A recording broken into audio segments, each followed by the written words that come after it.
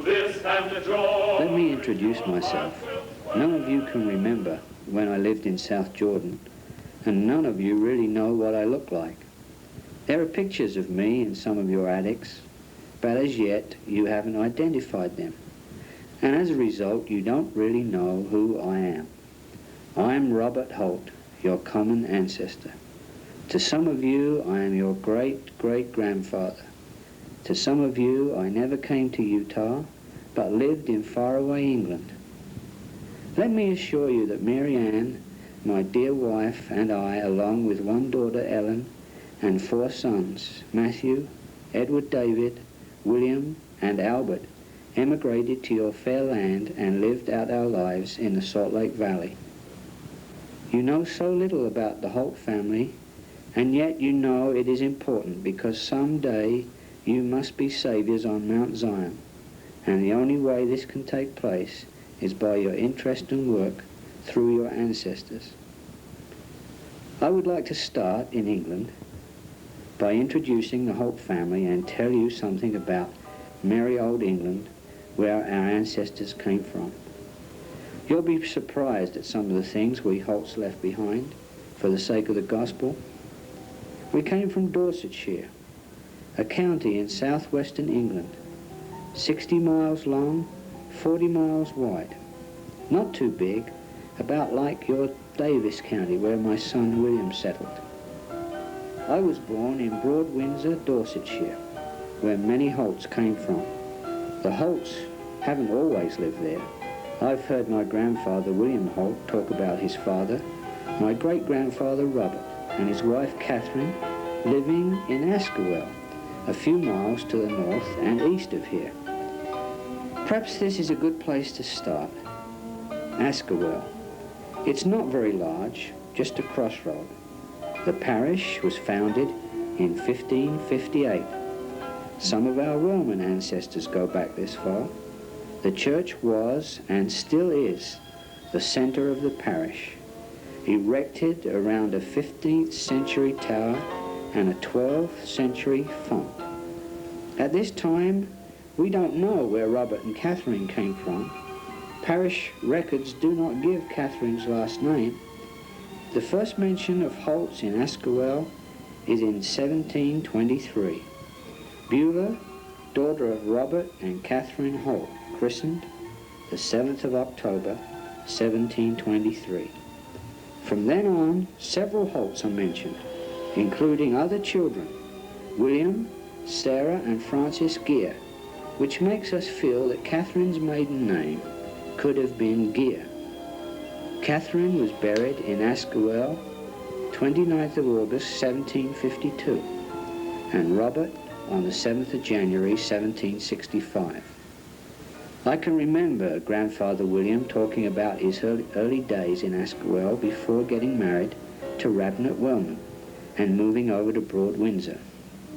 This must have been in 1751 because the parish record shows that their oldest son, Uncle Robert, was born 14th of June 1752 at Broad Windsor, along with 5 other children, including my father, John. My father John was born the 6th of July 1755 in a thatch roof house. At the age of 31, he married Eleanor Newman on the 23rd of November 1786. It is strange that you don't know where she came from or who her parents are. This sure leaves a lot of work for some of you to do. Think of the whole line of Newmans when no work has been done. John and Eleanor had a fine family. There was my older brothers, Edward, Thomas, and Francis. I'll bet most of you didn't know I had a twin brother who lived until he was 34 and married Mary Travis. His name was William. That is why I named one of my sons after him. Also, Edward and Francis were named after 2 of my older brothers. Oh yes, I forgot, my sister Ellen. Yes, I named my daughter Ellen Holt Vincent after my sister. It's funny how we take things for granted and don't ever keep records. Take, for instance, my wife, Mary Ann Toms. I understand you are having a terrible time locating where her folks came from. Matthew Toms came from Sidling, St. Nicholas. Didn't you know that? Also, writing down correct names must be important. How silly of you to mistake Gertrude for Gatherhood. I'm glad you found Mary Ann's mother as Gertrude Adams and have been able to do many family sheets. I'll come back to our children when we talk about the gospel and going to America. I haven't said anything about Broad Windsor, Beaminster and Bridport, so let's do it now. Broad Windsor. The name comes from the Anglo-Saxon word windle, or winding, and the word ord, or bank. Possibly the Saxons had a church, but the church which stands today was of Norman origin. The font and the nave arcades have been altered some. As a boy, I recall going to church quite often, but it never meant too much in my life. The home is where I gained the greatest teachings to prepare me and my family to accept the restored gospel. Getting back to the church, the South Arcade dates back to about 1150. The font is Norman, a square bowl of marble. The bells are of outstanding interest. The first and second go back to about the time I was born in 1802, and the third and fourth go back into the 15th century, 100 years before the Reformation in England. Outside, in the churchyard, you will see many tombstones. Here is where many of our loved ones are buried. The church register starts in 1563, long before our ancestors moved into this area, and I'm so glad of the recent work your committee has been doing. Most of the near relative names have been compiled and sent to the temple. I understand that all of this work is now completed. Getting back to our village, Broad Windsor, the first written record was found in the Domesday Book in 1085, a few years after William the Conqueror came over from Normandy. The manor was held by Hunger, son of Odin, who was a servant in King William's household. The village is also a crossroads, south leading to Bridport, northwest to Beaminster. The entire parish takes in about 6,000 acres between the River Axe on the north and a line of hills on the south. Remember the winding bank which gave the village its name. I recall as a boy how in late summer, when the harvest was in full swing, how the scythe lay the wheat in golden winnows, how we gathered the delicious golden pippins from the orchards and pressed them into cider to help warm our blood on the cold winter days. Bees were common over the countryside, and how delightful it was to have honey and newly baked bread from the oven. On Sunday, our working clothes were set aside and we enjoyed a day of rest. We live the Lord's Day. Chilly evening, or if you live on the East Coast where the weather's stormier, you can just layer other things underneath it. Beautiful. Abhorrence.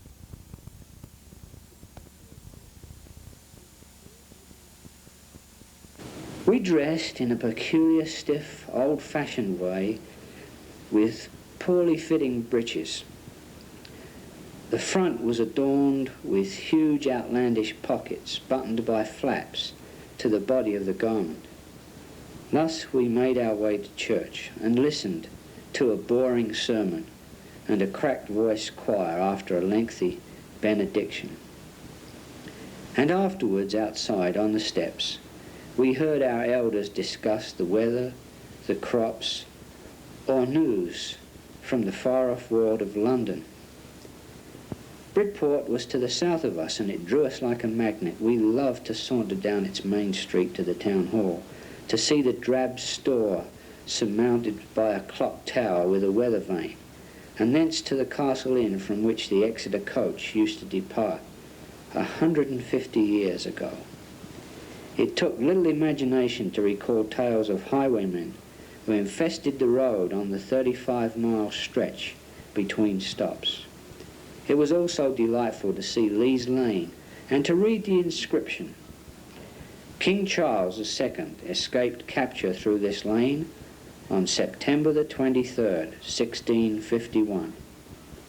Then to go down South Street on the way to the beach and see the queerest seaport in all of England, to see the odd assortment of vessels and to hear the seamen recall how 40,000 mackerel were taken in a single day.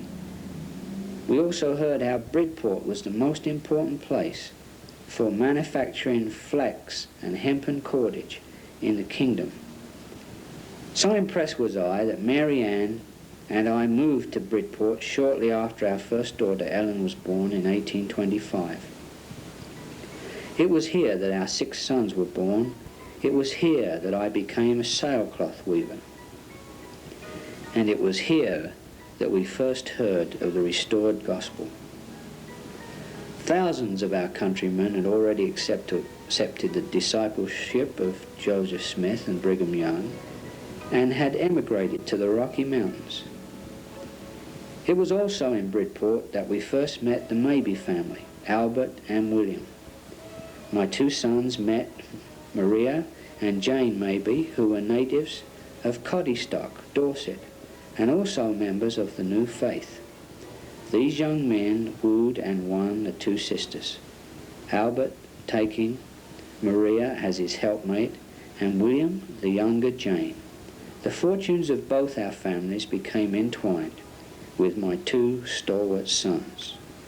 They were industrious, frugal, honest, and deeply motivated with their religious feelings. Albert was exceptionally gifted with foresight and ability in the acquisition of money. He was the first to venture in the Exodus design and set sail from Liverpool on the 16th of May, 1861, in the ship Monarch of the Sea. He had hardly entered the mountain valley before he began that series of labours as a contractor in the building of tunnels, bridges, public structures and railroad lines. This spearheaded our exodus to take place 2 years later. William set sail with the Mabey family on May the 6th, 1862, on the ship Manchester. Jane married William 3 days before they embarked. They travelled across the plains in the Ansel P. Harmon Company. Albert was waiting for Maria to arrive, and they were married in October of 1862. The Mabeys settled in South Jordan, Utah, which will contribute to our lives later. William and Jane spent a few years in Salt Lake City, then moved north into Bountiful. He was a cobbler by trade and plied his trade throughout a long and busy life in his quiet but efficient way, thus providing for the wants of a large family. Our ties with the Mabeys were so close that we often felt as if there was a blood relationship. Now, I've neglected to say anything about our conversion and hardship related to this new American religion. The Mormons were very unpopular. No one had anything good to say about them. Most of the people around us believed the deadly and damning stories of licentiousness, fraud, and murder. For all these things they were accused of. No matter what the elders said, rustic prejudice was very strong. Kinfolk of ours believed that we would never be permitted to come back. This idea continued even 40 years after we arrived in the new land. Certainly the Spirit bore record to us of the divinity of Joseph Smith. We were willing to sacrifice all, which we had to do the building up of God's kingdom in Zion. We enjoyed so much the elders coming into our home, and we needed it deeply to keep our faith strong. It was a long sought-after decision to leave our native land and travel into new, unknown depths. Had it not been for Albert and William venturing before us, we may never have obtained the courage. After corresponding and partaking of their spirit, it was decided that we as a family would undertake this voyage.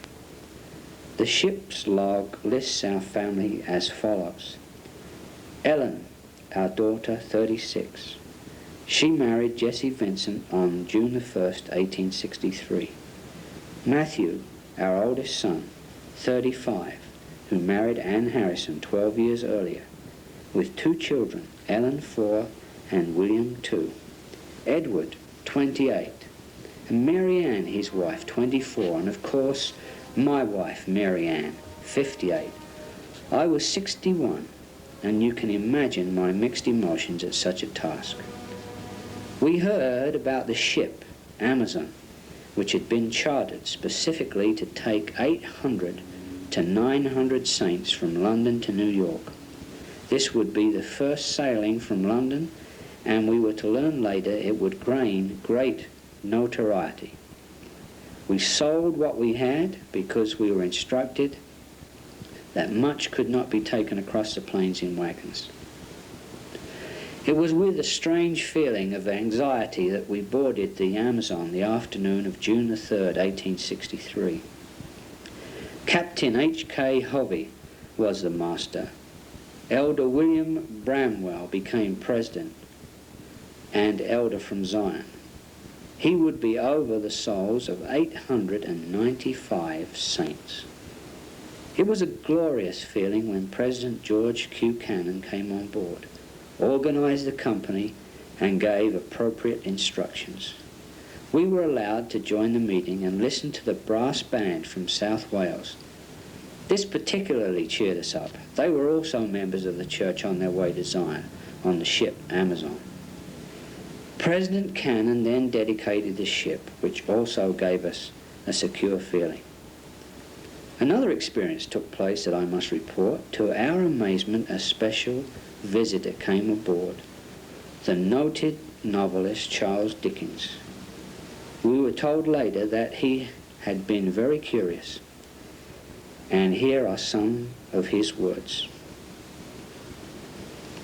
Behold me on my way to an emigrant ship on a hot morning in June. The place is London Dock on the Thames River. June the 4th, 1863 is the date. The emigrants are some peculiar people known as the Mormons. Everyone was busy. Nobody was in an ill temper. Nobody was the worse for drink. Nobody swears an oath or uses a coarse word. And nobody appears depressed. Nobody is weeping. The captain says most of these people came aboard yesterday evening. They came from all over England in small parties that have never seen one another before. Yet they have not been a couple of hours on board when they established their own police, made their own regulations, and set their own watches. Before 9 o'clock, the ship was as orderly and quiet as a man of war. Dickens continues, it would be difficult to find 800 people together anywhere else and find so much beauty and so much strength and the capacity for work amongst them. What is in store for these poor people on the shores of the Great Salt Lake? What happy delusions are they laboring under now? On what miserable blindness may their eyes be opened? I do not pretend to say, but I went on board their ship to bear testimony against them if they deserved it, as I fully believe they would. To my great astonishment, they did not deserve it. I went over the Amazon feeling it impossible to deny that so far some remarkable influence had produced a remarkable result, which better known influences have often missed. I would like to tell you about our trip on the Amazon and the journey to Salt Lake Valley. We had no sooner lifted anchor on the afternoon of the 4th sailing down the Thames when a strong headwind sprang up. This continued for the next several days until we were compelled to drop anchor in the shelter of the Isle of Wight on the morning of the 7th day. Finally, on the evening of the 9th day, we hove anchor and slipped around the corner of the island under the influence of a gentle breeze.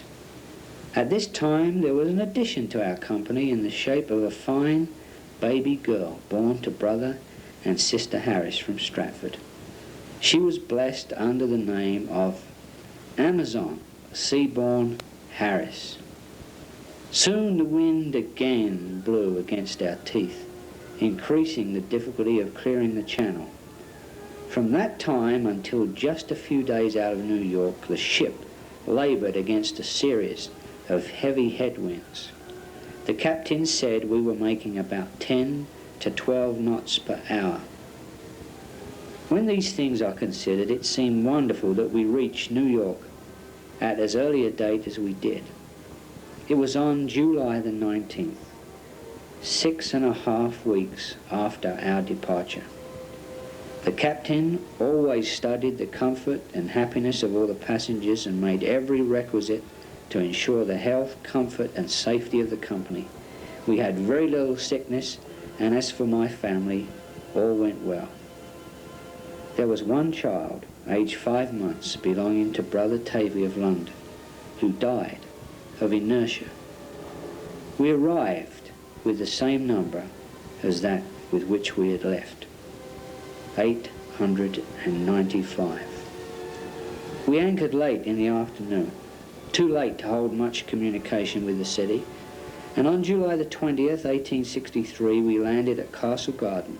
We boarded a train for Albany, New York. In Albany, we boarded a second train run by the Michigan, Central, Chicago, Hannibal, and St. Joseph Railroad. It wasn't much to look at. We were told that the scars from the war between the states could be seen if we looked close. Bullet-ridden cattle cars was a far cry from what we expected, but nevertheless it was a welcome sight, and the thoughts of being in the promised land were worth all of our efforts thus far. We would like to thank Mr. Darius Clark, who made arrangements for our safe passage. It took us nearly 6 days to reach St. Joseph, Missouri, where we boarded the Missouri River packet steamer Denver, which took us up the Missouri to Florence, Nebraska. We had been told that Brigham Young had made previous arrangements for many wagon teams which had left the Salt Lake Valley in early April and would meet us at Florence and take us along the Mormon Trail back into the Salt Lake Valley. Indeed, the teams from Utah were recruiting on the hills around Florence. We were told that nearly 2,500 souls had already left, and with our arrival, about 4,000 would leave for Utah this year. We were also told that it would take a few days before arrangements would be complete. They had anticipated our ship Amazon with nearly 900 aboard and knew that it was the first ship sailing directly from London. Colonel Horace S. Eldridge was appointed by Brigham Young to take charge of this year's emigration to Utah. And we will be eternally grateful to the saints who helped make it possible for us to make this trek from Florence to the Utah Territory. We were grateful that we had heeded the brethren's advice by not bringing our furniture with us from England, because we were now told to discard all furniture, large trunks and boxes before leaving. We were to keep only those things we could put in sacks and other such containers. We were told money, sugar, flour, tea and such items were scarce, and freight items were of the utmost priority. The wagons had brought with them from Utah flour and cotton to exchange for these other items. Finally, all was ready. We were instructed that we would leave August the 8th, the 6th church train to leave in the year 1863. Daniel D. MacArthur was our wagon master. The cost was set at 1 cent per mile for each person, or approximately $11.50 per person, plus extra for our personal baggage. I haven't said much about how the family had taken all of this. Mary Ann, my wife, has been real sweet, but troubled. Her health hasn't been the best, but this stems partly from problems which she had before she left England. The rest were young and strong enough to stand the last 2 months. It will be good for all when we reach our destination. It will also be good to see Albert and William again. We expected another 60 days' travel before we would reach the Salt Lake Valley. We travelled on the south side of the Platte. The feed for the cattle was quite plentiful, but being late in the year, the countryside was dry and very different from the green we had left behind in Dorset. Most of our travel went by without events other than the monotony of each day, making, on the average, about 20 miles. Poor Anne, our daughter-in-law, Matthew's wife, was heavy with child, and 3 weeks after we left, a daughter, Rosa Ann, was born to them at Chimney Rock. We were surprised when a posse of US soldiers approached our company near Fort Bridger and insisted that the captain take our company to the fort, which was some way out of our travel. We were told that all native-born Americans must take an oath of allegiance to the United States, and all aliens, which we were, must swear to act in strict neutrality in regard to the warring armies of the North and South. We learned later in the valley that the Union was fearful of what would happen if the Utah Territory sympathized and joined the South. Thanks to our captain, who expressed his loyalty to the government in no uncertain terms, the leading official suddenly became very civil and cancelled former orders to search our wagons for arms. From Fort Bridger, the travel was mostly downhill. We saw for the first time the talked about Rocky Mountains. Soon, our 6,000-mile trek would be complete. How grateful we were as we camped on October the 2nd and were told that we would be able to enter the valley by the evening of the next day. Our hearts were jubilant, and we thanked our Heavenly Father for a safe journey. Salt Lake was a lot different from Bridport, but had great activity with very wide streets. Our hearts sank somewhat, knowing that someplace in this valley we would spend the rest of our lives. We were happy to meet William, Jane, Albert, and Maria again. They had made arrangements for us in the city. It was impossible for me to find work at my trade of weaving, so I became content with being a gardener during my latter years. Mary Ann still had difficulty, and the winter of 63 and 64 seemed long and hard. The end came for her in April, when spring finally arrived. She passed away quietly on April the 1st. If it wasn't for the gospel and the uniting of our family, the next few years would have been impossible for me. Thanks also to Barbara Rook, a grand Swiss lady from Zurich, who came into my life to help ease the pain of Mary Ann's passing. We located ourselves on 5th South between 4th and 5th East. It became known as Bridport Place. Jessie and Ellen Vincent, my new son-in-law and daughter, lived also in Salt Lake, but eventually moved to South Jordan. Jessie was a mason by trade and did quite well building new homes around the countryside. We were happy when he became a councillor in the bishopric there at the South Jordan ward. Ellen, our oldest and only daughter, along with her husband, were buried in the South Jordan Cemetery. They had 3 children: Robert, born just a month before Mary Ann died, Ellen Gatherhood, and another son, Nephi. The 2 oldest died in infancy, and Nephi became an outstanding citizen in South Jordan. My son Matthew and his remarkable wife Ann Harrison settled in South Jordan, where our friends, the Mabeys, had settled the year before. He was noted for building a good barn and raising an honourable family. I understand that the ward is grateful for the land on 1300 West, which he gave to build the blue brick chapel. He died in 1901 at the age of 72. Anne, his wife, became known all over the territory as a midwife, and she delivered all the babies west of the Jordan River, an estimated number of 500. She was always willing to go wherever her help was needed, day or night, rain or shine. Her fee was $2 per delivery. If the family was poor, she made no charge, nothing at all. but left a dollar bill pinned to the pillowcase for the new baby.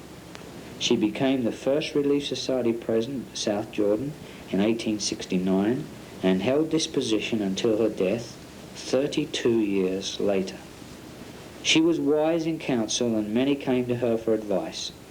Her eyes were ever heavenward, her ears ever open to the whispering of the Spirit of God, her arms ever outstretched to relieve the sick and afflicted, and her feet always in that straight and narrow path. She lived to be 75 years old before passing through the veil. They had 7 sons and 2 daughters, Alma, Thomas, and Charles dying in infancy, Ellen and William Matthew making the long trek with us. Roseanne was born crossing the plains. Arthur, Sam, and Edward all were born in South Jordan. Francis, our second son, chose to stay in England and never joined the church. He married Elizabeth Baker, and she gave birth to a son, Albert, just 16 months before we left Dorsetshire. It was a great joy when our grandson Albert emigrated to Salt Lake after marrying Miranda Jane Hunt. They also settled in South Jordan and gave birth to 2 sons and 2 daughters. Annie Priscilla married Joseph Gillian, and George Robert Francis married Mary Ellen Hill. Ivy Lenora married Brigham Young Tripp, and Albert Baker, who we believe died in infancy. Edward David, my third son and one who came with us on our voyage, set up a spinning and weaving business on 3rd South between 5th and 6th East near the old cedar tree. It was here that he met Emma Billings, and they were married in the old endowment house on the 10th of March in 1865. 4 children, and 6 years later he, along with his 2 wives, also moved to South Jordan and settled on a dry piece of land. He took several contracts on the railroad and canal. It was primarily through his efforts that the South Jordan Canal was completed on time. This brought irrigation to the land of many people of the South Jordan area. As a farmer, Edward David planted varied crops. One of his specialities was market gardening, and he delivered his products to residents in Bingham Canyon. Edward took an active part in church affairs, such as organizing an educational group that later continued under the new MIA program. He was senior president of the 95th Quorum of 70, and for several years acted as a ward clerk. He formed a drama organization which produced entertaining plays, which he also wrote. The family moved to Salt Lake City in 1896 and engaged in the hay business. Edward David died on the 24th of October 1900 and was buried in the South Jordan Cemetery. From his second wife, Emma Billings, they had 15 children. Emma, Mary Ellen, Edward David, Annie Jane, born in Salt Lake City, Robert Newman, Elizabeth Abigail, William Billings, Alma Matthew, Albert John, Jessie Henry, Olive Blanche, Rosa Alberta, Joseph Hiram, and Victor Chesham, all born on the farm at South Jordan. 5 of the last 11 did not live to be adults. The 10th child, Jesse Henry, lived the longest. He died on September the 3rd, 1968, at the age of 89. William and Jane, who I've referred to earlier, after living in 3 years in Salt Lake City, they settled in the community of Bountiful. Some of the Mabey family also settled in Bountiful.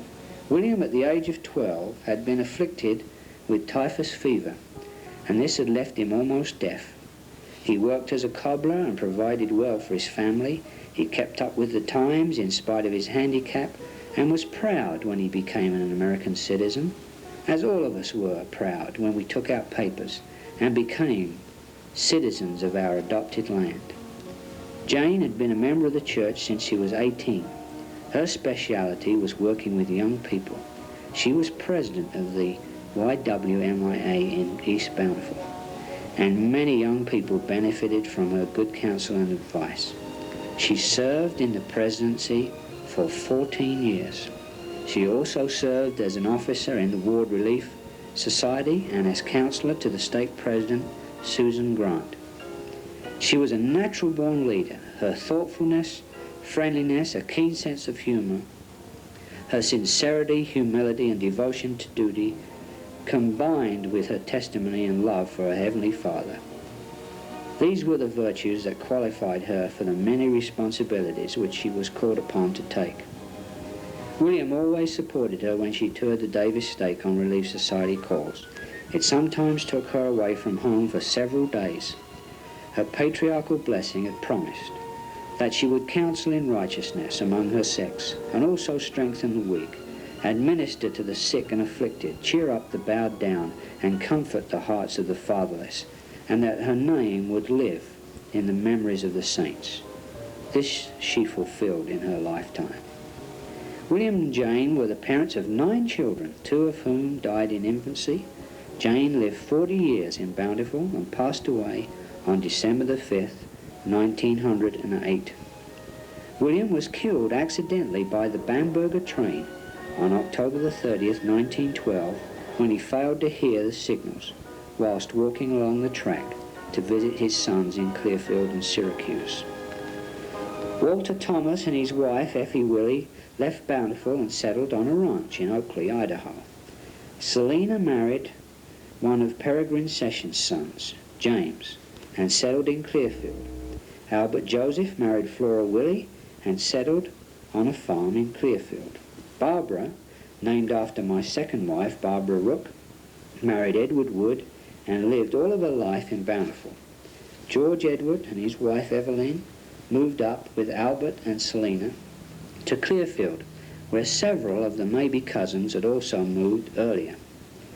Jessie Mabey married Sarah Stoker and settled in Syracuse, just west of Clearfield, and the youngest, Mabel Ella, married Scott Turner and settled in Kaysville. As you've seen, not all of the Holts settled in South Jordan. The Davis County Holts, descending from my son, William, loved to swim at the Salt Lake Resort in Syracuse. Our youngest child, Albert, came to Utah 2 years before the rest of the family, on October the 12th, 1862. He married Mariah Mabey, who had come over from Dorset with her father's family.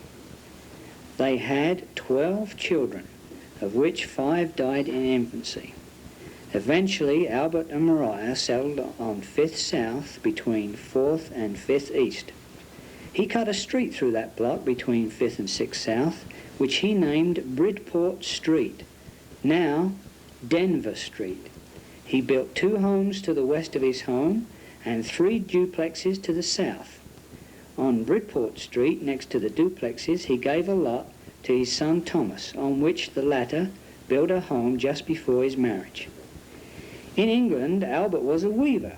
In Utah, he became a contractor and freighter and was engaged in real estate. He held a contract for hauling ore from Tuala County and Butterfield Canyon to the Sandy smelter. Later, his sons joined him in the contracting business. Holt and Sons built the first gravity sewer system in Salt Lake City. They built railroad branches into Bingham Canyon, from Midvale to the point of the mountain and to Park City. They not only built the roadbed to Salt Air, but drove the posts on which the Salt Air Pavilion was built. They excavated many buildings, including the Midvale Smelter and the Catholic Cathedral. During the time they held the contract for hauling gravel from the point of the mountain to Salt Lake City, his son, Lawrence, was buried to the neck in a cave-in, which led to his death soon after. Albert and Mariah moved to South Jordan in 1874, purchasing 60 acres from brothers Edward and Matthew. There he served as one of the 7 presidents of the 95th Quorum of 70, and as a school trustee. Later, he was ordained a high priest. In 1885, he went on a mission to England, where he was able to visit our son Francis, who had never come to Utah. Because of ill health, he had to return early from this mission. During his absence, his wife, Maria, had added a second story to the home in South Jordan. Responding to the call of the church authorities, Albert had taken a second wife, Ellen Maria Evans. She and her family resided in Bountiful. Albert's 6 surviving sons have all done well. John, who was born in England, was engaged with his father and brother Thomas in the contracting business. He married Mary Ann Soff in 1878. Thomas, who was born in 1867, married Bertha Chipman after his mission to the southern states. After he left the contracting business, he engaged in business managing 3 different mercantile establishments. Later, he was appointed tourist guide at the Utah State Capitol, a position he held for 18 years. Robert, who married Sarah Edna Palmer, was manager and part owner of the White Fawn Flour Mills for 40 years. He served as bishop of the 23rd Ward, Swedetown, Salt Lake State, for 15 years. Each Thanksgiving, all the widows of the ward were invited to his home for dinner. He also served on the High Council of the Salt Lake State. Joseph and his wife, Emma Stocking, made their home in South Jordan, where he was manager of the Jordan Mercantile Company. He served as stake president in West Jordan State. They never had any children of their own, but have raised several children from other families. Matthew Eugene was married to Sophie Louisa Gardner in 1908. They lived in one of Albert's duplexes on Bridport Street, while Eugene also worked for the White Fawn Mill. In 1919, they moved to Idaho, where for many years they operated the ferry across the Snake River near Hesa. The youngest son, Royal Ernest, also settled in South Jordan with his wife, Edith Beckstead. He was a miller most of his life, being manager of the South Jordan plant of the White Fawn Milling Company. After the closing of the mill, he worked for the Draper Egg Company until his retirement. They moved to Salt Lake in the mid-1920s. There it is. Didn't I tell you that the Holts have quite a history? Wouldn't it be wonderful if we knew all of the Holt posterity? Wouldn't it be wonderful if we could have a book written and bring it up to date? They are scattered and probably number around 5,000, but a task like this is not insurmountable. The scroll on the Holt family coat of arms says, "The humble shall be exalted." The Holt line came from humble circumstances, but we haven't always been humble. We are more like the squirrel, frugal and thrifty. Perhaps proud fits us even better. We are all proud of the Holt tradition, but it takes someone willing to get things done. Join the Holt family organization. Remember your covenant to help build up God's kingdom on earth. Give all that you have, as my wife, my family, and myself gave up for the sake of the gospel. May God bless you. It has been a pleasure to introduce myself to you on this occasion. The research of the foregoing was by Claudia Holt. Photography, Lawrence Slack and Clayton Holt. Biography of Robert Holt, written by Clayton J. Holt. Voice of Robert Holt, John Staples, head researcher for the British Isles. The bibliography was as follows: The Millennium Star, The Family Records and Research, The Instructor, April 1967, The Mabey Family's Record entitled Our Father's House by Thomas S. Mabey, The South Jordan Ward Records, Newspaper Obituaries, and the Church Immigration, 1863. The family organization consists as follows: top row, Marie Holt, a committee member; Bernice Simpson, committee member; Thelda Halliday, treasurer; Claudia Holt, genealogist. The bottom row, Richard Holt, Vice President, Clayton Holt, President, and Lawrence Slack, a committee member. Two members of our committee were not there, A. Palmer Holt and Cora Epperson, who is our secretary. It's been a pleasure to present this to you at this. Bless you.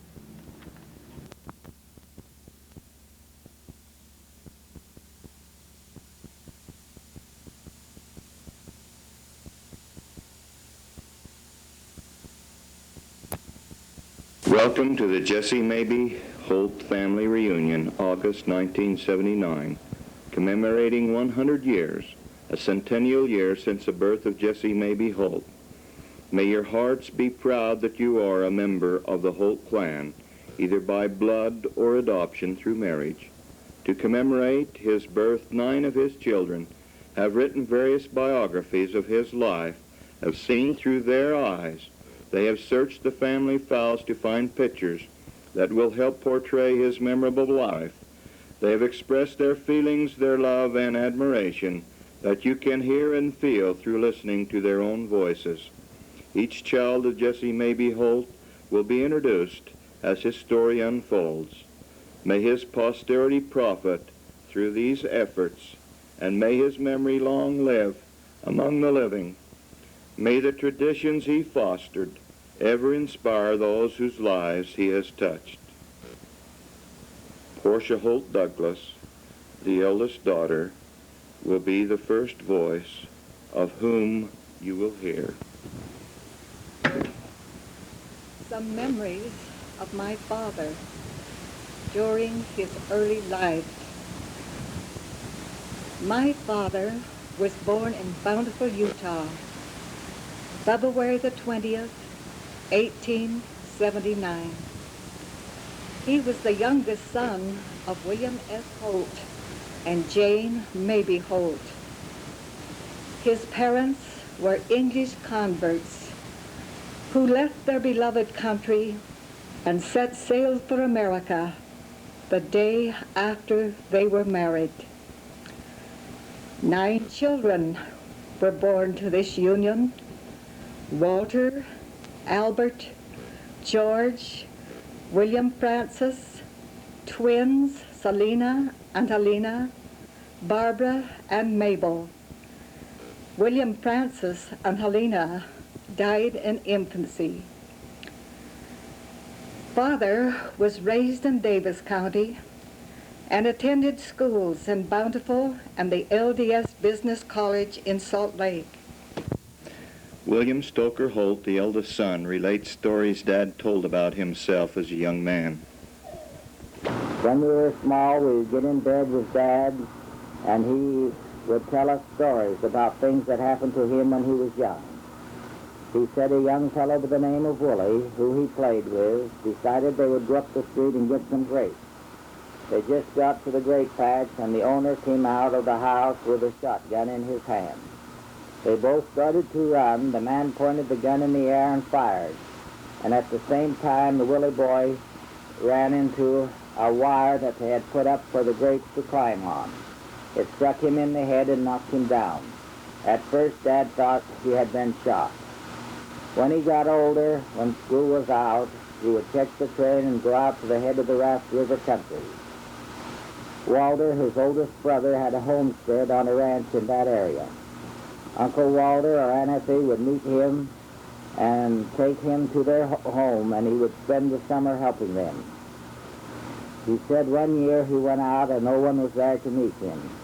He thought he knew about where they lived, so he hid out over the mountains and decided he would walk.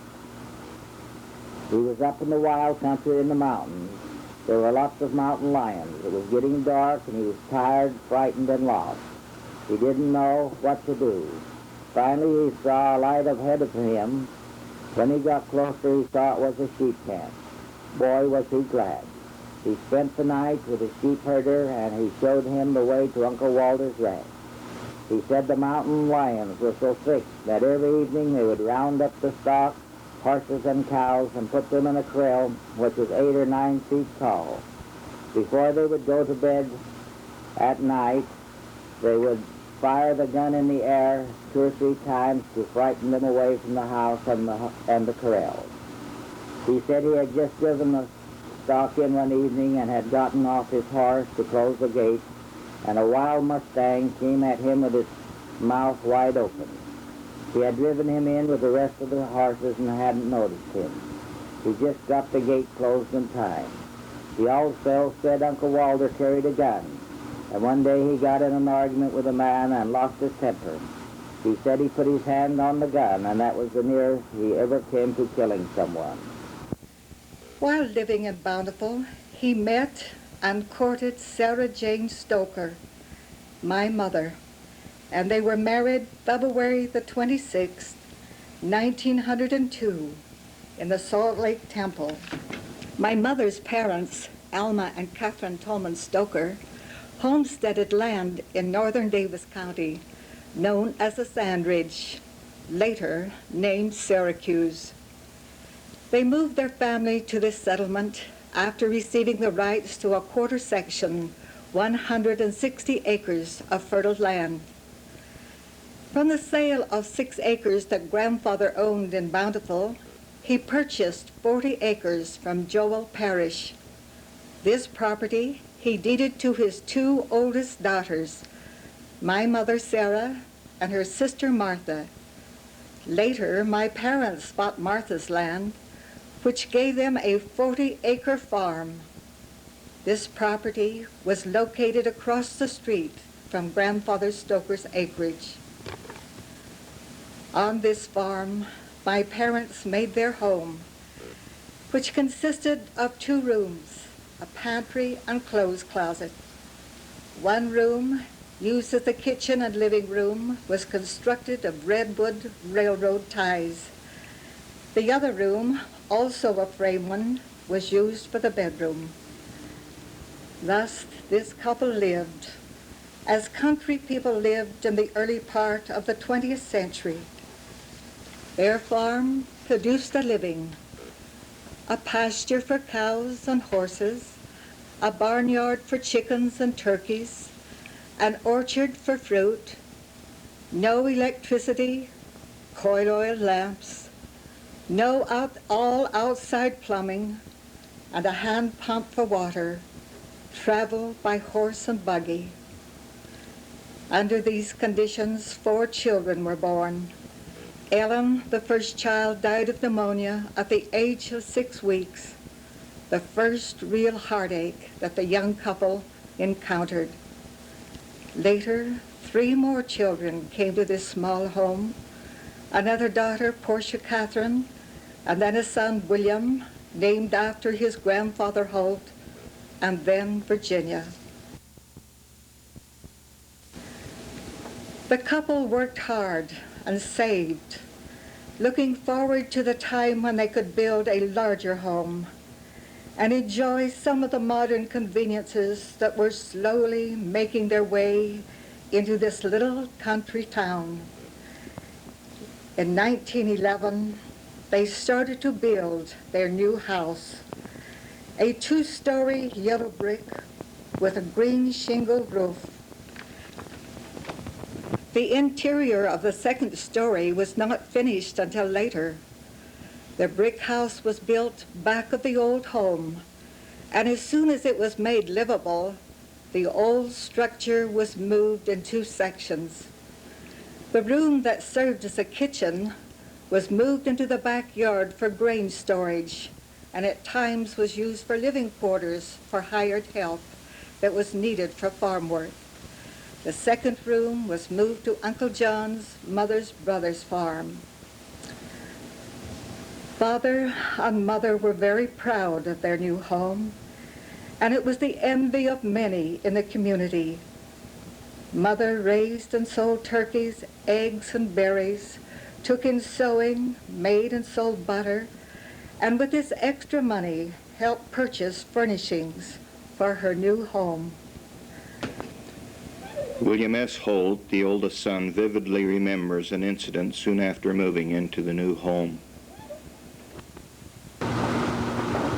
had just moved into the new house, and I had started kindergarten that fall. My job was to get the kindlings every night, put it in the oven so it would be dry for the next morning, and light the fire. It was in the month of November, 1911. I got up with Dad. He went out to the barn to feed the horses and get them ready to go to work. I lighted the fire and went out. I guess the kindling was still wet. I went out to the stable and told Dad. He came back in the house, lifted the lid, and looked in. It was out, so he picked up the coal oil can and began to pour some of it in the stove. All of a sudden, there was a burst of flame. The fire followed the oil right inside of the can, and it exploded. The oil was blown all over the room. My clothes were covered with it, and in less than a second, everything was on fire. Mother heard the explosion and come running out in her nightgown. She grabbed the quilt, and they tried to wrap it around me to smother the fire, but they didn't have any success. I ran outside and rolled on the ground. It was white with frost, but that didn't do any good. So I broke and ran down to the well and jumped in a wooden trough that we watered the livestock in.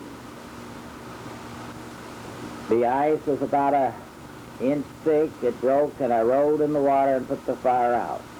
In the meantime, Portia had stayed in the house and threw water on the fire and put it out. My clothing was burned off. Mother took me and put me on the bed and called the nearest doctor, who was in Kaysville. She told the doctor what had happened. He asked her if she had any milk. She said there were several pans down in the cellar. He told her to tear some sheets, put them in the milk, and keep them wet, and lay them all around me, and he would get there as soon as he could. She did as she was told. I don't know how long it took the doctor to drive from Kaysville in a horse and buggy. All I remember was I was sure in a lot of pain. When he finally got there were water blisters all over my body, as large as hen eggs.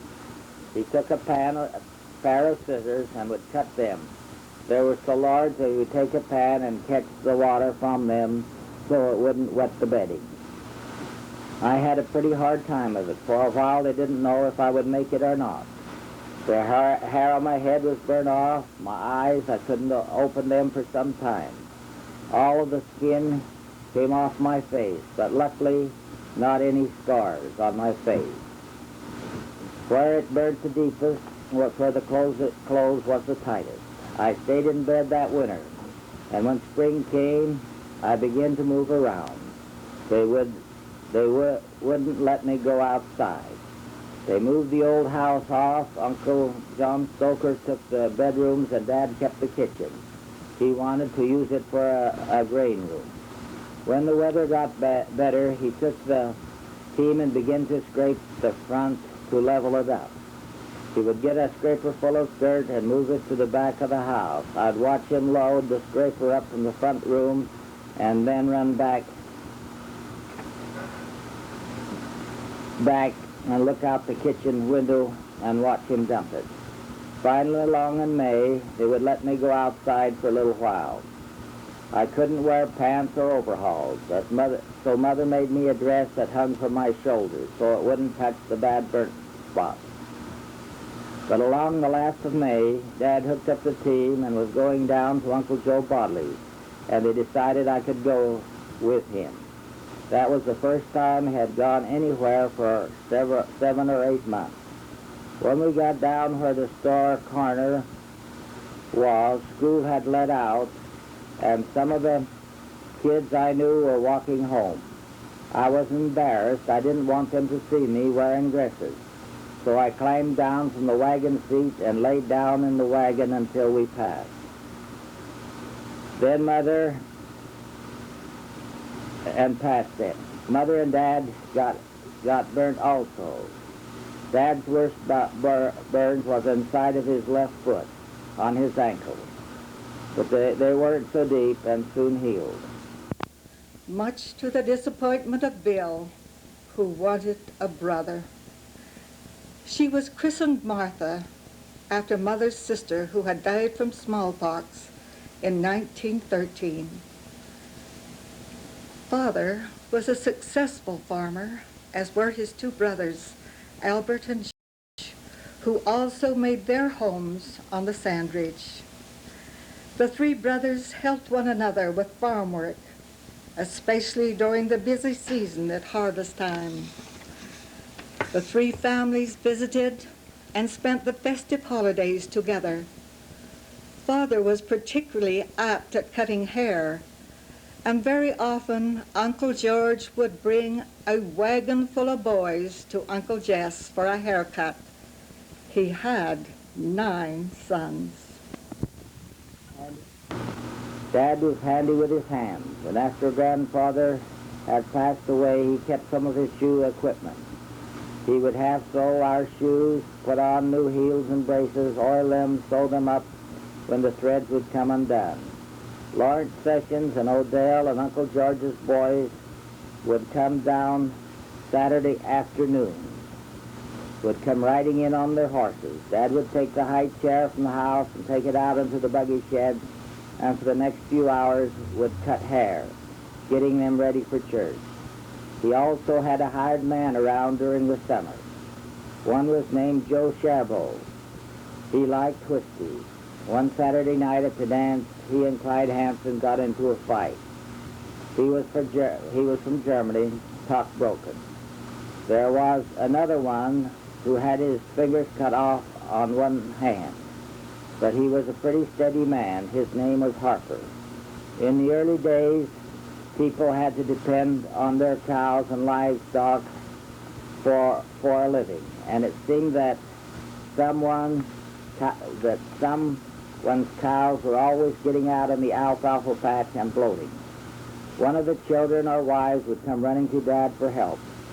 The first thing he would do is to put his thumb on its hip bone, to then take a large span and mark the spot. And that is where he would stick the knife in to let the gas out of their stomach. That was the last resort, just before the cow would drop. He would put a stick in their mouths, tie a rope into the stick and make it tight to the animal's horn, put salt in their mouths, pour cold water on their backs, and work with them and try to get the bloat down, because it was quite a loss to them if any of them died. They depended on them for milk, butter, and food for the pigs. In the fall of the year, around Thanksgiving, it was pig-killing time. The neighbors would all get together. They had a large vat, almost 4 feet wide and 6 feet long.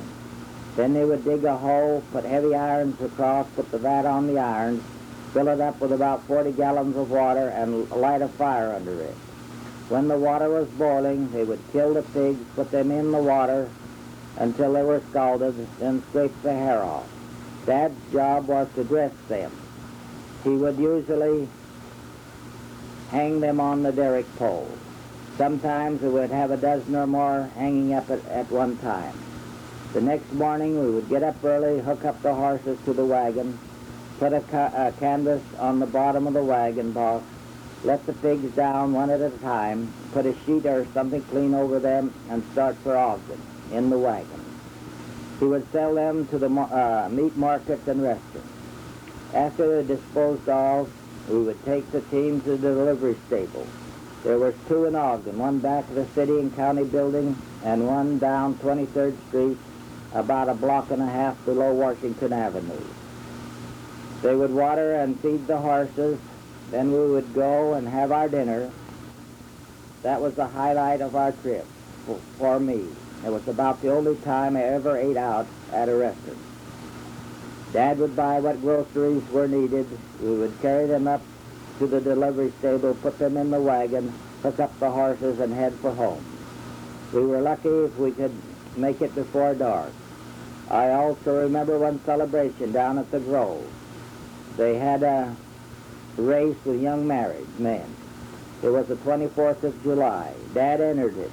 We all yelled encouragement to him. I can't remember if he won or not, but he was first or second. There also was the first car I can remember seeing.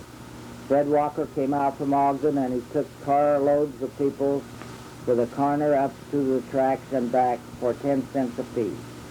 They wouldn't let me go. I was too small, but Portia went. Another time, Willie Beezer and I was going up the road in a homemade sleigh. They would take 2x10s, put some irons on the bottom for runners, put a pair of shafts on it, and one horse would pull it. Dad was at Grandmother's Stoker's. There was quite a lot of snow on the ground, and he saw us coming. He wanted to ride with us up to our house. He came out of Grandmother's on the run. We saw him coming, so we put the whip to the horse. She started to trot, then to gallop. We thought we could outrun him, but he put on a burst of speed and caught hold of the back of the sleigh and swung aboard. He was quite fast, as I remember. He didn't take large strides, but made his legs go very fast. Peter Barton lived next to us on the west. He had a couple of acres of alkali ground that nothing would grow on. He let a man from Salt Lake City keep 100 beehives on that ground. One summer at hay-cutting time, Dad had opened up the piece, cut the back swaths. I was small, but the team was real gentle. He put me on the mower. I went a few rounds, but unknown to us, a swarm of bees had left the hives and had settled in the alfalfa patch. When I got over to them, they were in a big ball. The hay knife just sliced right through them. The next thing I knew, the air was full of bees. They were on my face, the back of my neck. They stung the horses. They began to trot, then lope. The old mower was just singing. I got up the back, put the lines around the seat, and tried to knock the bees off my face. Dad was over to Grandmother's, and he saw us coming. He thought the horses was running away, and he came on the run to try and stop the horses. He got in about 200 yards of us. Some of the bees began to nip him, and he turned around and started to run in the opposite direction, yelling for us to stop, and we were gaining on him every jump. We didn't do any more hay cutting that day. They took me over to Grandmother's and picked 22 stingers out of my face. The next morning, Mr. Barton put his beehive clothing on. By then, the bees had settled in a large ball. Gently he parted them until he found the queen bee. He took and tied her up in a knot of green hay and carried her over to the fence and threw her on the other side. In a few hours, the bees found her and settled over her, and Dad went on cutting hay. About once a year, Dad would take a 40-gallon barrel, fill it up with water, put a tin tub over it so it wouldn't splash out, put it in a wagon, and we would all go down to the lake for a swim. Aunt Pearl Stoker would usually go, Aunt Lottie and her children. We would use the fresh water to wash the salt off, have lunch on the edge of the lake, and then come home.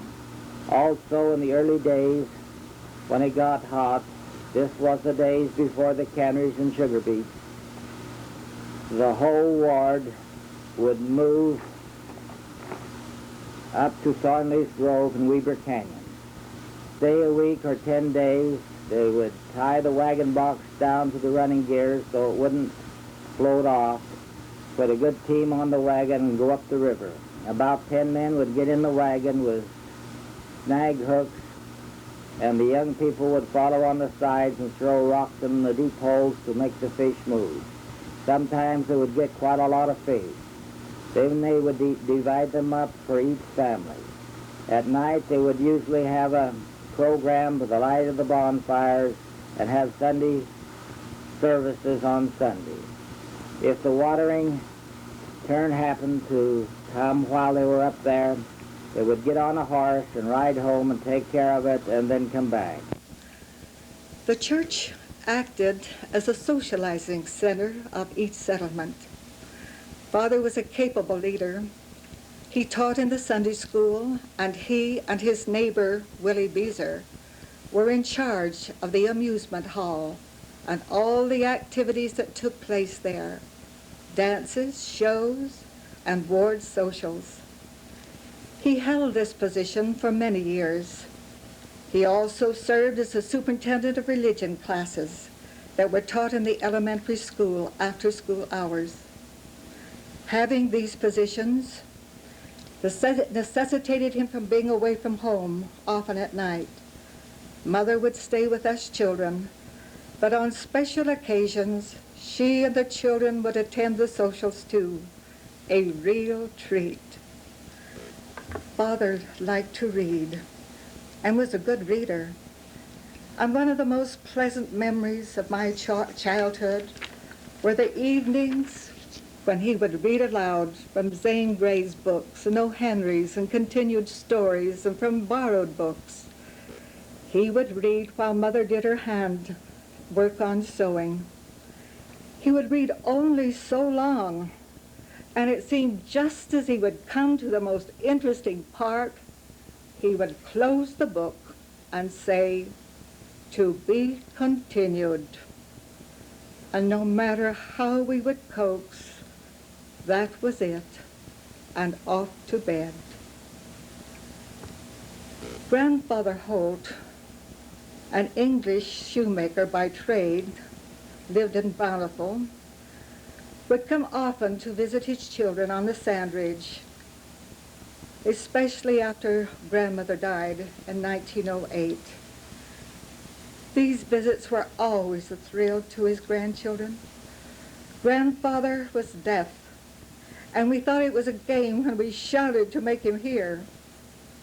And he was planning to visit us when he met his death by being struck by a train while walking along the tracks that were close to his home. This accident happened in 1913. We all missed grandfather's visits. 1914 to 1918 were fearful years, war years. All male citizens between the ages of 18 to 45 were registered for the draft. Father's age group was never called, but we felt our family was represented in the war, for our favorite horse, old Jeff, a strong, well-built, highly spirited dapple gray, was selected for the Army's use. All our family was saddened, and I remember when we children took turns saying our prayers, we would pray for old Jeff and hope that he would come back to us. But he never did, and was replaced by Father buying a Ford car. How lucky we were. Many people in Syracuse didn't have a car in 1917. I can't remember Dad, as we affectionately called him in later years, ever disciplining us except by cross words occasionally. It was Mother who used the switch, especially on Bill. He was a born tease and a premeditated mischief maker, and I was often punished sometime because of his pranks and Mother's quick temper. As members of our family grew in size and age and finances became such, talk and plans began to be made of finishing the upstairs of our home. A dream to come true, bedrooms of our own. But again, tragedy.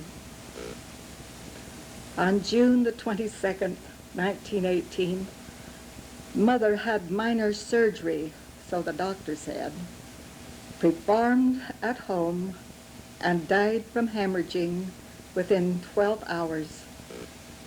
A terrible shock to her family and to everyone who knew her.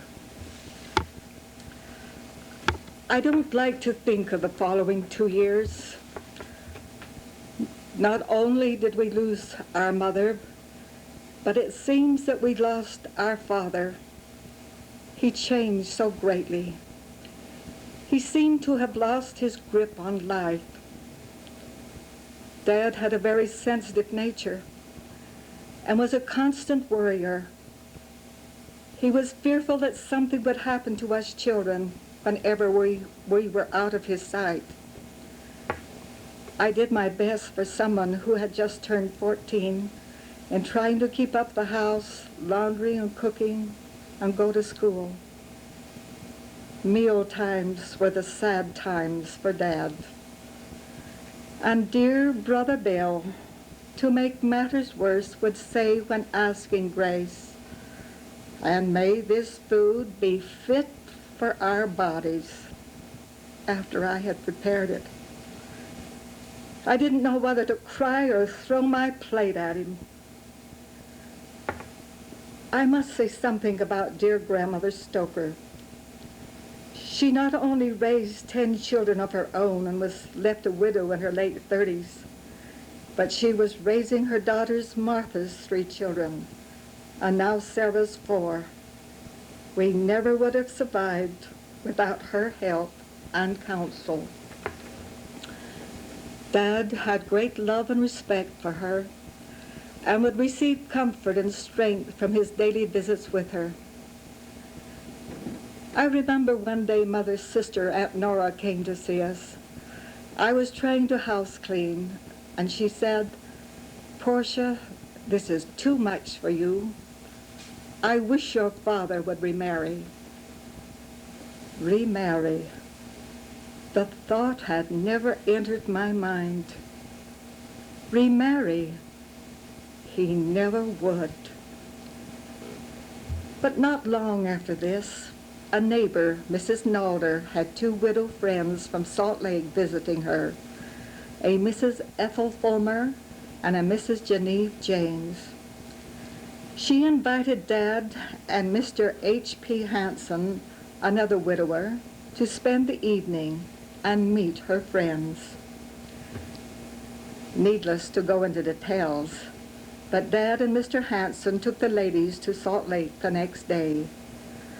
And during the coming months, I had the pleasure of staying awake nights, worrying about my father, and waiting to hear the familiar sound of the Dodge returning from Salt Lake City.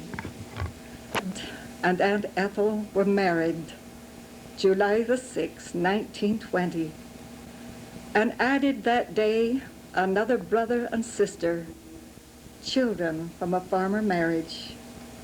2 darling children, Laura just a few months younger than Martha, and Bud nearly 2. At last Bill had a brother.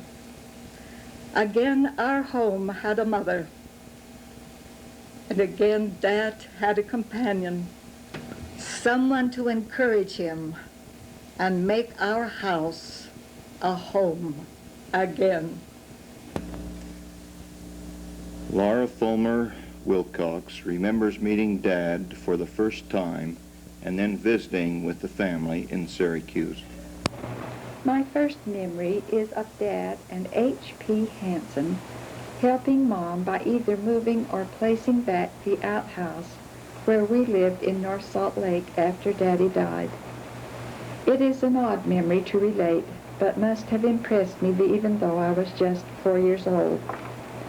I next remember Dad bringing us up in his Studebaker car to Syracuse, Utah to meet his family and see his beautiful farm. It was on a Sunday afternoon and a lovely day as we roamed all over the farm seeing everything. Martha and Virginia took me down through the orchard, across the head gate, over the ditch, which was scary, to meet Letha and Beulah Stoker, their cousins. Bill, who was a Boy Scout at this time, had gone down to the parlor, which was Homer Rocker's barber shop and confectionery, and bought some nice treats, popcorn, pop, candy, and gum. He came home and had these divided in piles on the wash bench on the back porch. On our return from Stoker's, he came and got us and presented each of us our portion. I was so thrilled and remember thinking, boy, it will be so great to have a big brother like him. I'm sure all this made moving to Syracuse a real joy for me. Virginia Holt Keener recalls an incident in her life of Dad's affection. I was the fourth child born to my parents, and they named me Virginia. I remember my father as a soft-spoken man. He was not a demonstrative man, although he cared deeply for his family. I recall one cold morning when the snow was piled high upon the ground. I awoke with a fever and a severe chest cold. After dressing, Dad said I was too ill to go to school, that he would take me down to Grandmother Stoker's for the day. After putting on my coat, cap, and galoshes, he took me by the hand, and we walked through the snow, which was almost to my knees. He left me with Grandma for the day, as it was necessary for him to go to Ogden, as Christmas was approaching.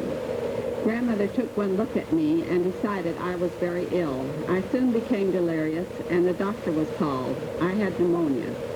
I was put to bed in the parlor, and each night my father came down and slept with me until I was out of danger. I know it was very hard for him, with 3 other children at home. I can't remember how many times we would come out of the old schoolhouse to a cold, wintry blizzard. There Dad would be straddled an old workhorse called Nag, waiting for us. At first there was only Dad and I riding. Then my sister Martha was added to the horse's back, making 3. It was a funny sight. The horse was so wide our legs were almost straight out, saying nothing about what it was doing to our bottoms. Finally, I was too old to ride, and Laura was added. I am sure if my father was here today, he would be proud of his children and their children. The 5th generation is now on its way. Laura recalls some of Dad's character. He was firm as he trained us, and if I needed it, he might give me a jawing, which is called a scolding nowadays. He never laid a hand on me, no matter how much I might have needed it. Dad was a frugal person. He needed to be with the responsibility of providing for a large family. Once when Martha and I needed school shoes, he found a bargain down at Dan Walker's mercantile store in Syracuse. They were brown high-lace shoes that were more practical than pretty. When he brought them home and gave them to us, we didn't want to wear them and said they were ugly. Dad was firm, and we wore the shoes. Dad did have a sense of humor, as related by Martha Holt Bramwell. Far back as I can remember my father, he always seemed to be a quiet, serious man. However, he did enjoy little jokes, and it was always a pleasure to see his mouth curl into a smile and a twinkle light up his blue eyes. One of these fun times in our family was when our father bought our younger brother Bud a pinto pony named Dynamite. They were told at the time of the purchase that the pony was expecting a colt. One morning, very early, Dad came into the kitchen to tell Bud to come out to the barn. Dad could hardly keep his face composed, so we knew something unusual had happened. Bud ran into the barn to find that his pony had given birth to a little mule. No words can describe the look of surprise and amazement that came over Bud's face. He finally got used to the idea of having the little mule follow him wherever he rode his pony. The sight of this unusual threesome gave all who saw them a chance for a good, happy laugh. Dad did do some camping and would get out on excursions, as told by Laura. Dad wasn't a sportsman, but he did take us camping with Uncle Reuben and Aunt Cora Lundstedt down in Provo Canyon one summer. Some cattle came through our camp one night, woke us all up and scared us. We went swimming in the river, and Martha stepped in a hole and almost drowned. If I remember right, Uncle Rube pulled her out and saved her from drowning. Dad was very thankful. Another occasion, Dad decided to take us down to the Great Salt Lake for a swim and a picnic. We were all so excited. As we drove through the Seymour Miller pasture, we had to go through small sloughs, and in crossing one of them, the car got stuck. After considerable time and effort, Dad had Mr. Miller bring his team of horses down and pull us out. Finally, we were on our way again, but it was to go back home, as it was too late now for us to go to the lake and have our outing. Dad had to get home to do the chores. We were all so disappointed. Martha relates her experiences on the farm, with Laura also contributing. Dad worked his farm, and the work was always long and hard. He shared some of the larger projects with neighbors, relatives, such as cutting and threshing the wheat and killing a hog. My memories include learning to work outside and taking responsibility. One of my first jobs was to pour water over the grinding stone for Dad as he sharpened his hay knives and other things. I also learned to pump water in the trough to give the horses and cows a drink. I carried drinks out in the field to the men working there. I learned to pull cockspurs in the pasture under Dad's supervision. I learned to plant tomatoes. I picked up potatoes. I picked apples, plums, peaches, cherries, apricots, gooseberries, and currants, beans, and tomatoes. I also picked garden produce as all matured. Dad loved homemade ice cream with lemon flavoring, and it became a family tradition to make some of his for his birthday on February the 20th and on the 4th of July. He also bought a case of soda pop and pink popcorn for us on the 4th of July to make it a special day. Dad loved lemon pie, also peppermints and lemon drops, which he carried in his pocket and shared with us once in a while.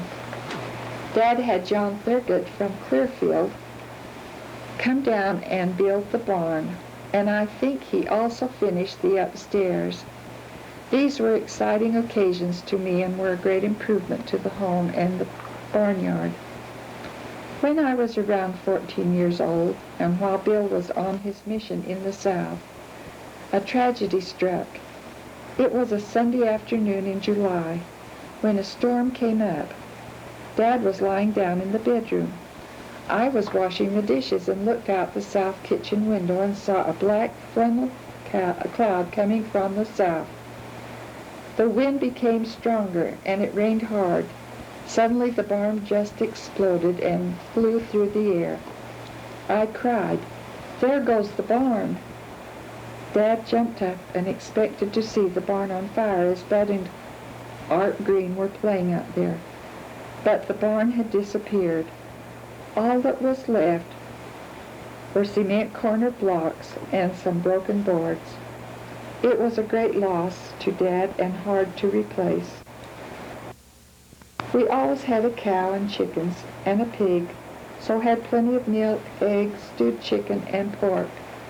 We very seldom had beef, as Dad sold the cows and calves rather than butcher them for food. Sometimes he raised fryers in the spring, and we then had a treat of fried chicken. I remember Dad going to get Ethel Holt to be with Mom and sending us kids upstairs with a promise to tell us when the baby came. This was when Donna was born, September 20th, on Virginia's birthday. Clay was born on Labor Day, September 3rd, in the afternoon. Dad sent Bud down to Ethel Hills to play with Clyde and sent me and Dorothy and Donna down in the pasture to play. Virginia and Martha were working in the Caseville canning factory at this time.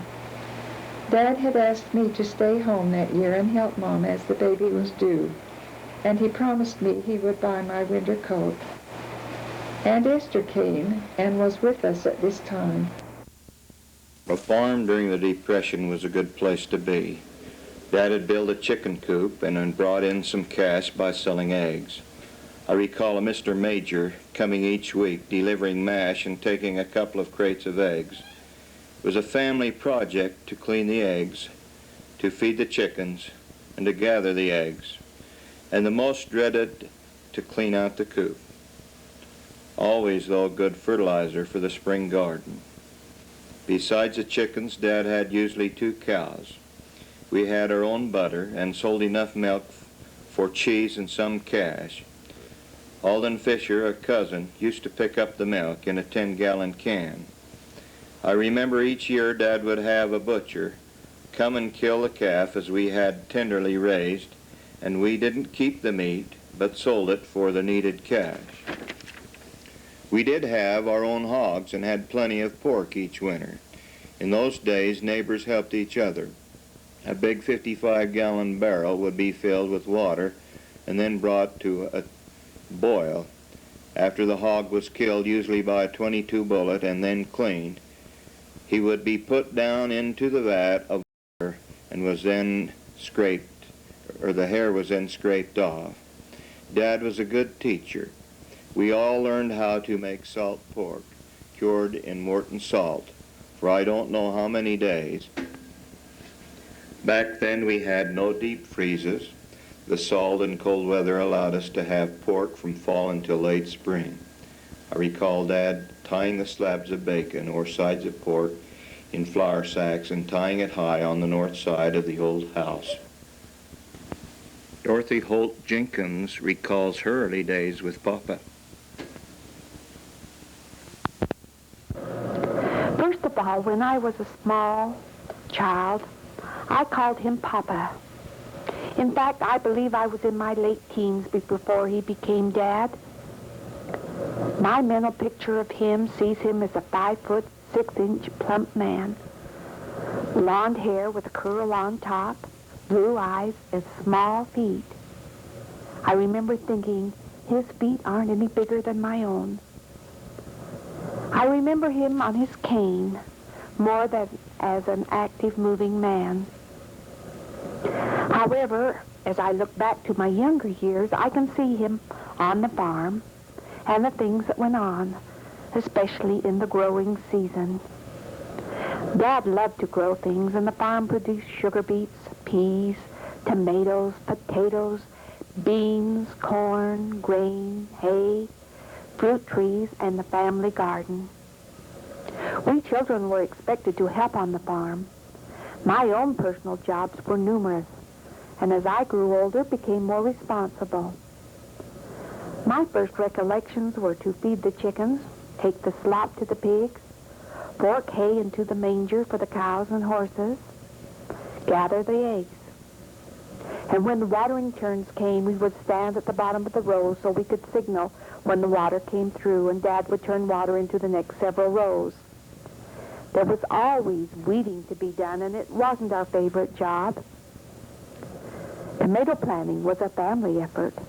The male members of the family were on the shovel, and we girls would handle the tomato plants.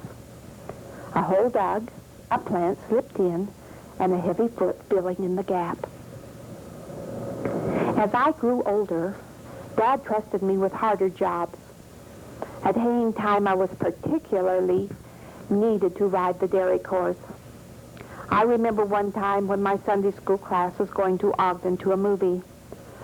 I wanted to go so bad, but Dad needed me to ride the horse.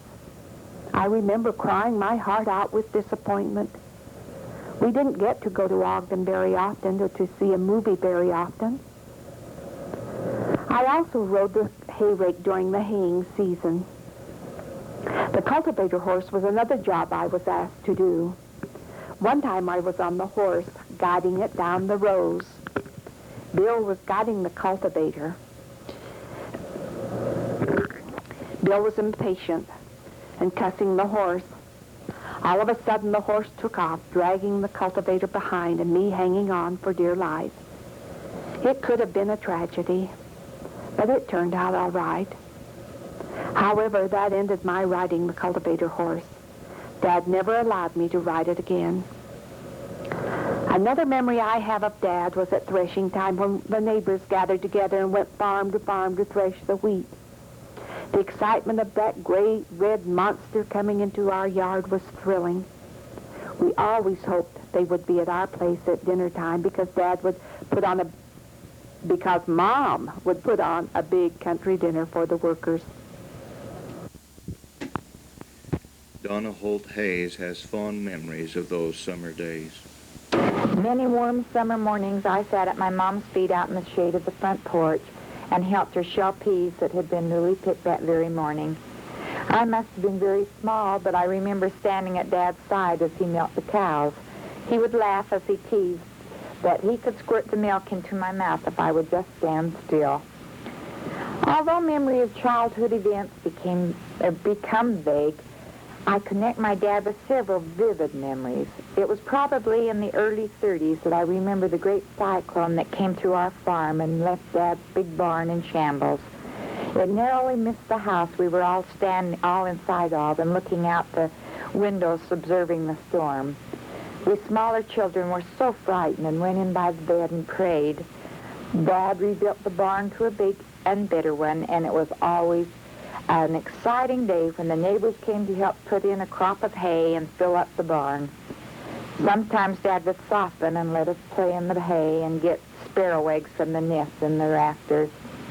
As Dad's activity on the farm became less, he spent more time in the yard around the house, devoting loving care to a beautiful flower garden as well as vegetable garden. It was my delight to help him plant and weed and watch his flowers grow. I shared his pride as we watched the blossoming of 4 o'clock, zinnias, petunias, cosmos, and especially gladiolus. I reaped the years that Dad became mellowed and sentimental. He worked and worried through the Great Depression years, and it had left its toll on him and his health. I'm sure he had a great challenge to keep the physical and emotional state of his mixed family at a high level. Dad always loved flowers. Gladiolus was his most liked. He always had a good garden and took pride in his orchards. I learned a lot from him, how to plant and weed, and especially how to prune trees. My responsibility was to keep the June grass out of this, and this was never ending. No rototillers back then. Weeds were the day. Not much lawn. And at one time we didn't have a lawnmower. The calves and the cow would sometimes be staked out on our front lawn. Dad always had the day charted out, what we would do. He showed me how to mend barbed wire fences, put crotches on the calves to keep them from crawling through, putting salve on the cows when they got cut up, going over the fence, to get the cockleburs out of the pastures, to spread the dung around so the pastures would get greener. Hundreds of small jobs were shown me through the knowledge of my dad. Some of my fondest memories are of Dad and his flower garden. He truly loved beauty, especially gladiolus. I always have felt it was appropriate for Dad to pass away in July so that the lovely floral offerings could have so many glads in them. He also loved his vegetable garden and was so proud of his peach trees. To this day, I appreciate and enjoy garden fresh vegetables because of Dad's teaching in this regard. I especially have enjoyed gardening and yard work. I take great pleasure in a lovely yard, and again I feel I got this feeling and attitude from Dad. One of the fun times we had as children was when Dad flooded the front lawn to water it and allowed us to run, splash, and fall down on it. It was so cooling on a hot summer day or evening. Our front lawn was a gathering place on hot summer days or Sunday afternoons. Many holidays, when we couldn't go away, we spent on the front lawn with a picnic lunch. Dad's birthday was on February the 20th, and mine was February the 17th. So in my growing up years, our birthdays were always celebrated together. I felt this was a very special thing indeed. As a child, I had some serious health problems and can remember numerous times when I was ill, and Mom would either make a bed by putting 2 chairs together, or there were times when we had a couch in the kitchen. I can remember Dad rubbing my feet to comfort me. Also, another memory is Dad making a paper funnel and blowing boric acid into our throats to help heal the sore throat and tonsils.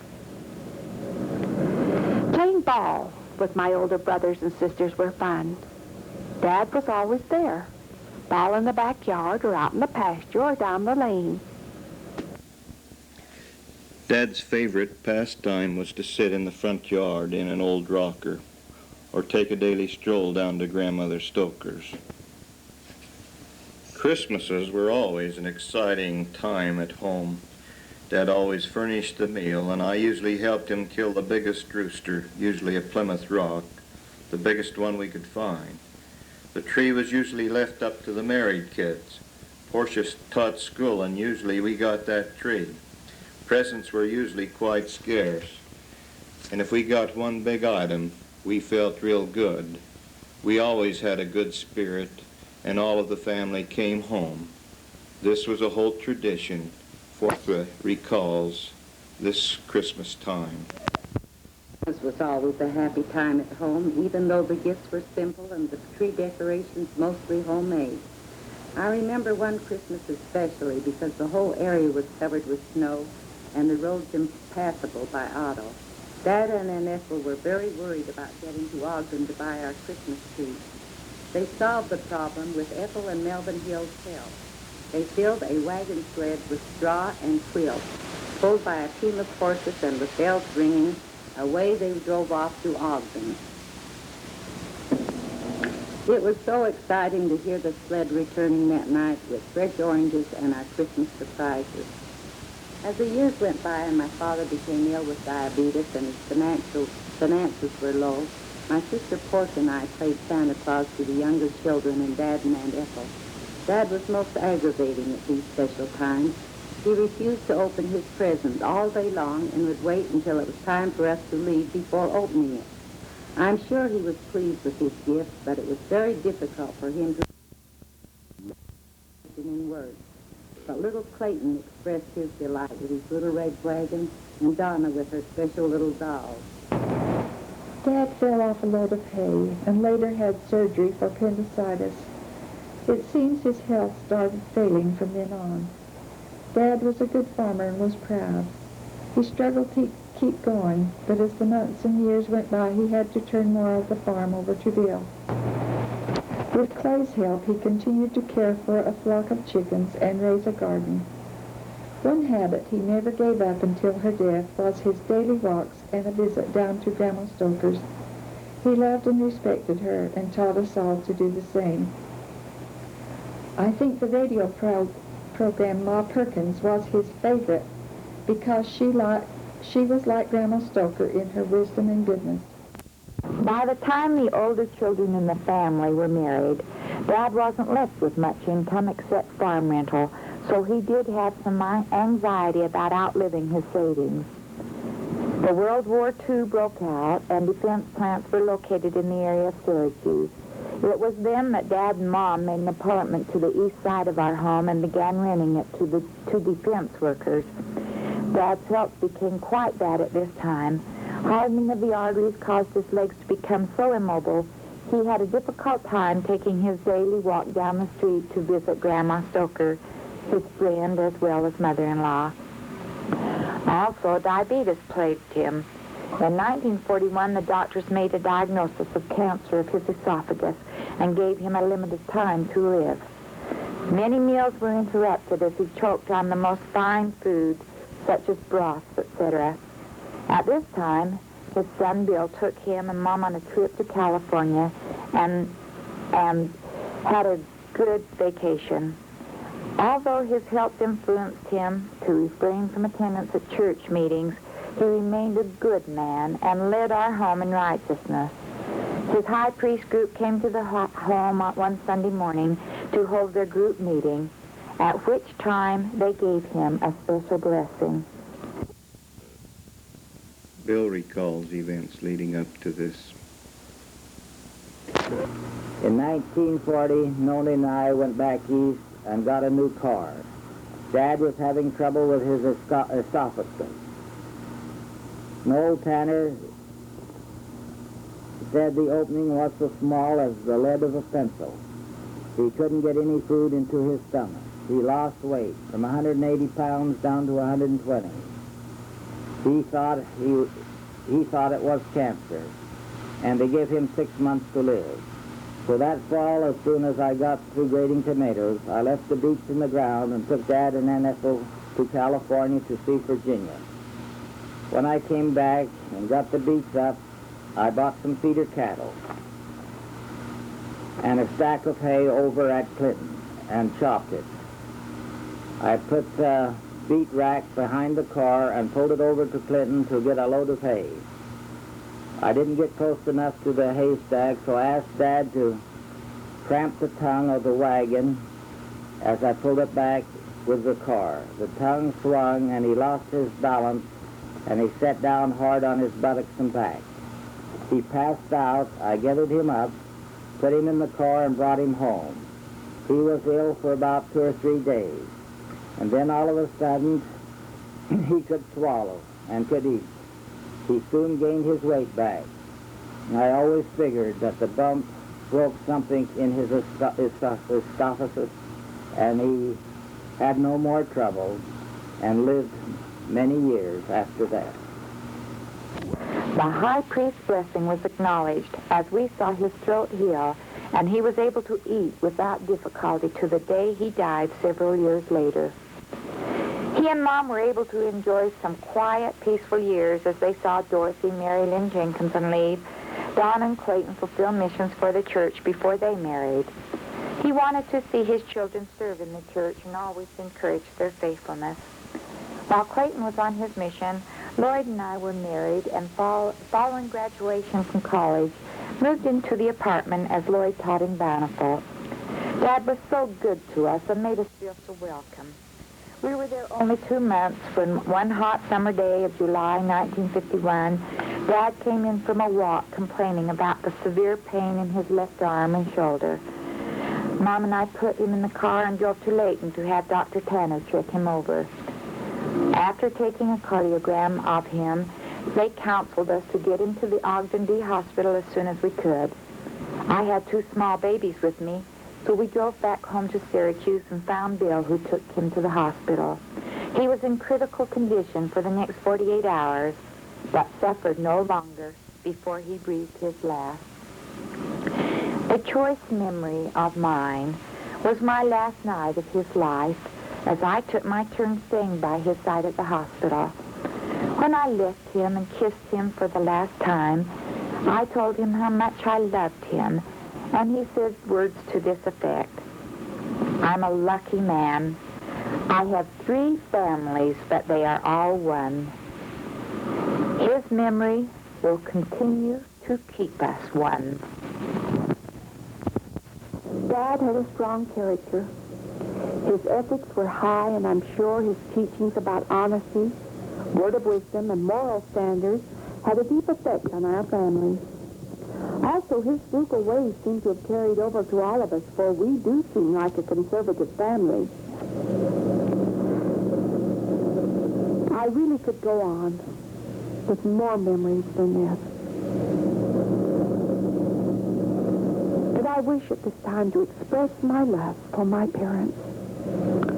I feel they did a good job of rearing our large mixed family. It is true that there were problems and situations to overcome. However, we have all weathered them and have come through as a close, united family.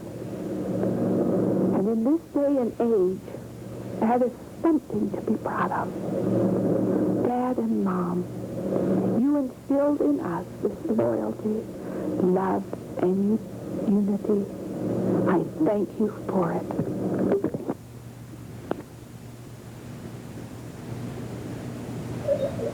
At this commemoration, Jessie Mabey Holt has 145 living descendants, 9 living children, 32 grandchildren, 68 great-grandchildren, and 2 great-great-grandchildren, with 37 in-laws.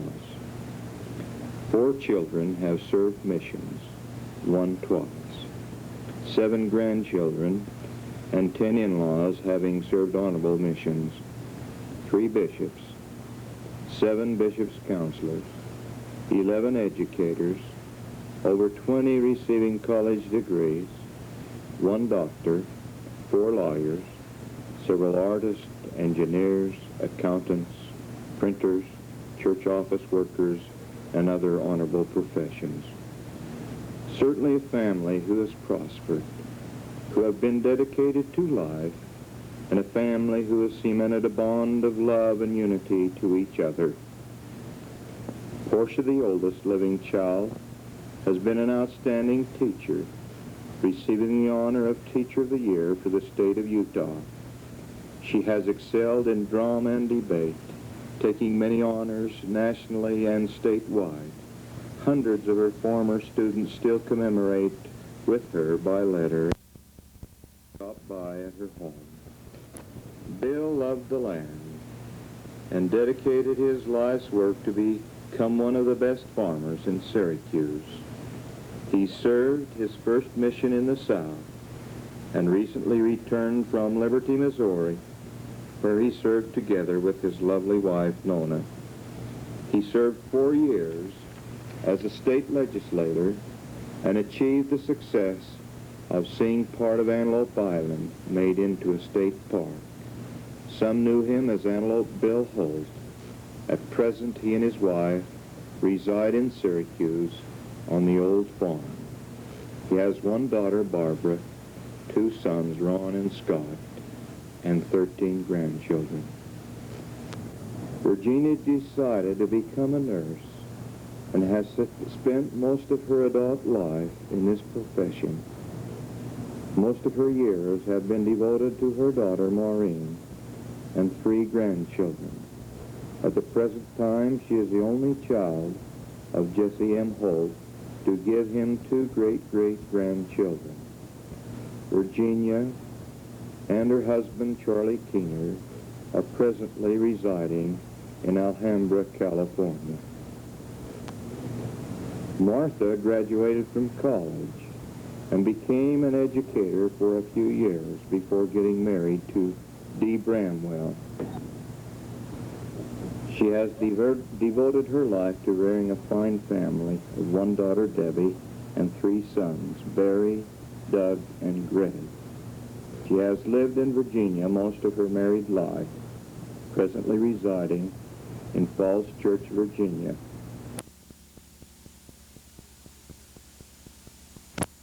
The latest count, 6 grandchildren. Laura married a local Wilcox boy and became the only daughter to stay in Syracuse. She is known for her great compassion for others. She and Oak recently returned from the Fort Lauderdale mission in Florida. She has 1 daughter, Pamela, and a son, Brent, with 8 grandchildren. Bud Fulmer, as he is known, has been a truck driver and a mechanic most of his life. He always loved to travel and to fix up things. He has 5 children. 3 daughters, Patricia, Sandra, and Diane. 2 sons, Robert and Kent. The last count was 12 grandchildren.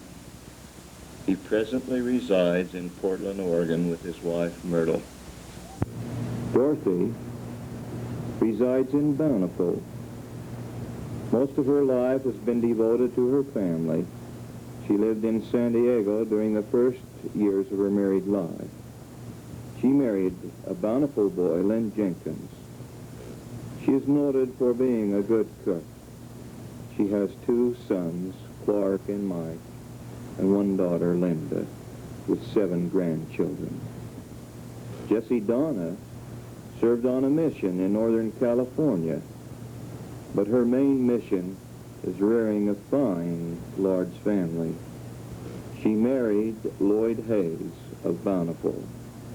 She has 7 daughters and 2 sons, Suzanne, Nelson, Colleen, Carolee, Kathy, Randy, Donaloo, Denise, and Robin. The last count of grandchildren was 18 and 5 on the way, a typical Mormon family. Clayton, the baby of the family and the biggest baby born in Davis County, 14 pounds, 10 ounces, resides in Syracuse with his wife, Ethelene. He served a mission to Sweden and served Uncle Sam in the armed forces. He's a teacher in the Davis County School District and has 2 sons, Brian and Brad, and 1 living daughter, Paula, and at the present time, 1 grandchild. Jesse Mabey Holt can be proud of the legacy which he has left. 100 years has passed since his birth, resulting in tremendous blessings. His love, firmness, and frugality have left its mark. He started a Holt tradition which will live on forever. I'm sure if he were here today that he would like to leave all of you with a challenge. Keep a journal of your precious moments. Write a history so that your children and posterity may live with your memories. May we, as a Jesse Holt family, organize and continue these traditions which we love and which we cherish. Would you all please stand and sing Love at Home?